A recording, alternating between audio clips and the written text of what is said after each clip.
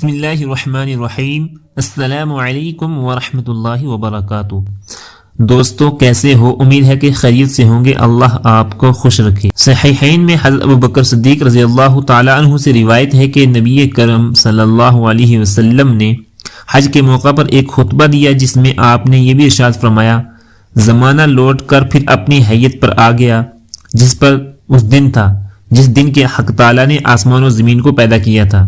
سال کے 12 مہینے ہیں جس میں 4 مہینے حرمت والے ہیں، 3 مہینے مسلسل ہیں، ذی القعدہ، ذی الحجہ، محرم الحرام، اور چوتھا مہینہ رجب ہے جو جمادی الثانی اور شعبان کے درمیان ہے۔ امام مسلم نے حضرت ابو ہریرہ رضی اللہ عنہ سے روایت نقل کی ہے کہ آپ صلی اللہ علیہ وسلم نے ارشاد فرمایا، افضل الصیام بعد شہر رمضان شہر اللہ الذی تدعونہ المحرم وافضل الصلاة بعد الفریضة قیام اللیل۔ رمضان کے مہینے کے بعد سب سے افضل روزے اللہ کے اس مہینے کے ہیں جس کو تم محرم کہتے ہیں، اور فرض نمازوں کے بعد سب سے افضل نماز تہجد کی نماز ہے۔ اس حدیث پاک میں نبی اکرم صلی اللہ علیہ وسلم نے محرم کو اللہ کا مہینہ کہا ہے جو اس مہینے کی عظمت اور شرف و فضیلت پر دلالت کرتا ہے۔ نیز اس ماہ کے روزوں کو رمضان کے روزوں کے بعد سب سے افضل فرمایا ہے، جیسا کہ فرض نمازوں کے بعد نماز تہجد کو سب سے افضل قرار دیا ہے۔ حضرت حسن بصری فرماتے ہیں، حق تعالیٰ نے سال کا آغاز عظمت والے مہینے سے کیا اور اختتام بھی عظمت والے مہینے پر کیا، پس سال بھر میں رمضان مبارک کے مہینے کے بعد عظمت و حرمت میں ماہ محرم سے بڑھ کر کوئی دوسرا مہینہ نہیں ہے۔ ایک اور حدیث میں رسول اللہ صلی اللہ علیہ وسلم نے ماہ محرم کو اللہ کا مہینہ فرمایا ہے۔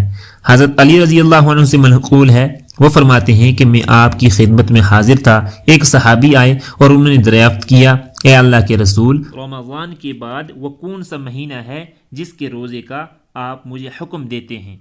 رسول اللہ صلی اللہ علیہ وسلم نے فرمایا، اگر تم ماہ رمضان کے بعد کسی اور ماہ کا روزہ رکھنا چاہتے ہو تو محرم کا روزہ رکھو، کیونکہ یہ اللہ کا مہینہ ہے۔ اس مہینے میں ایک دن ایسا ہے جس میں اللہ نے ایک قوم کی توبہ کو قبول کیا تھا اور اس دن میں ایک دوسری قوم کی توبہ کو قبول کرے گا۔ عاشورہ محرم الحرام کی 10ویں تاریخ کو کہتے ہیں۔ اس دن روزہ رکھنے کی بڑی فضیلت ہے۔ حضرت ابو قتادہ رضی اللہ عنہ سے منقول ہے کہ نبی کریم صلی اللہ علیہ وسلم نے ارشاد فرمایا، صیام عاشورہ احتسب علی اللہ ان یکفر السنۃ التي قبلہ، یعنی میں حق تعالیٰ سے امید رکھتا ہوں کہ عاشورہ کا روزہ گزشتہ ایک سال کے صغیرہ گناہوں کا کفارہ بن جائے گا۔ رسول اللہ صلی اللہ علیہ وسلم عاشورہ کے روزوں کا خصوصی اہتمام فرمایا کرتے تھے۔ حضرت ابن عباس رضی اللہ عنہ فرماتے ہیں، میں نے رسول اللہ صلی اللہ علیہ وسلم کو عاشورہ اور رمضان کے روزہ کے علاوہ فضیلت والے کسی دن کے روزے کا اس قدر اہتمام کرتے نہیں دیکھا۔ حضرت عبداللہ ابن عباس رضی اللہ عنہ سے روایت ہے کہ نبی اکرم صلی اللہ علیہ وسلم جب مدینہ تشریف لائے تو یہودیوں کو یوم عاشور کا روزہ رکھتے ہوئے دیکھا، تو آپ نے ان سے پوچھا کہ تم یوم عاشور کا روزہ کیوں رکھتے ہو؟ انہوں نے جواب دیا کہ یہ وہ عظیم دن ہے جس دن اللہ رب العزت نے ہمیں حضرت موسیٰ علیہ السلام کے ذریعے فرعون سے نجات دی اور فرعون اور اس کی قوم کو غرق کر دیا، تو اسی دن حضرت موسیٰ علیہ السلام نے شکرانے کے طور پر روزہ رکھا تھا، لہٰذا ہم بھی ان کی اتباع میں روزہ رکھتے ہیں۔ تو آپ صلی اللہ علیہ وسلم نے ارشاد فرمایا کہ ہم موسیٰ علیہ السلام کی پیروی کے تم سے زیادہ مستحق ہیں۔ پھر اس دن آپ نے روزہ رکھا اور صحابہ کرام کو بھی روزہ رکھنے کا حکم دیا۔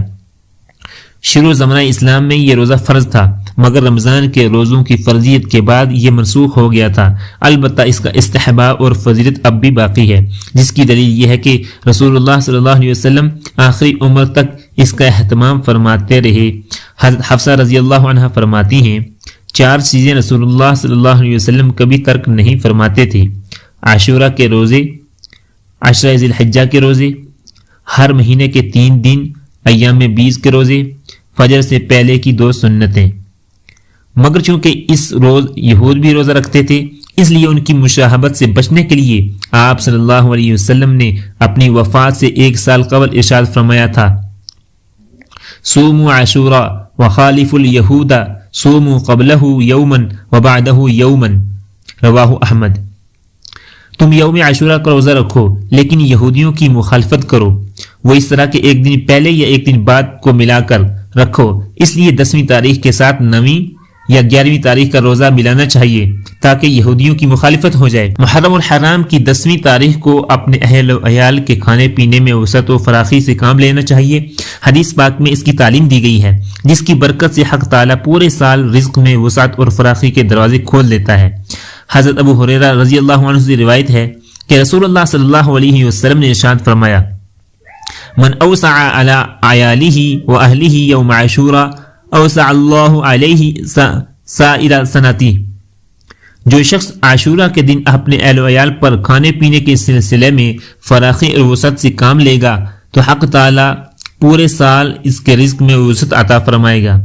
اس کے علاوہ بہت سی احادیث سے بھی اس مہینے کی فضیلت اور اس کی 10ویں تاریخ کا بابرکت ہونا ثابت ہے، مگر اس کے باوجود ایک جماعت اس مبارک مہینے کو منحوس سمجھتی ہے اور شہادت حسین کے واقعے کو بنیاد بنا کر سینہ کو پیٹتی ہے۔ مرثیہ خوانی، تعزیہ داری جیسی بدعات و خرافات اور حرام کاموں کو دین اور ثواب کا کام سمجھ کر انجام دیا جاتا ہے۔ حق تعالیٰ تمام مسلمانوں کو ان خرافات سے بچائے اور دین اسلام پر صحیح اور مسنون طرز عمل کے ساتھ چلنے کی توفیق عطا فرمائے، آمین۔ وآخر دعوانا الحمدللہ رب العالمین۔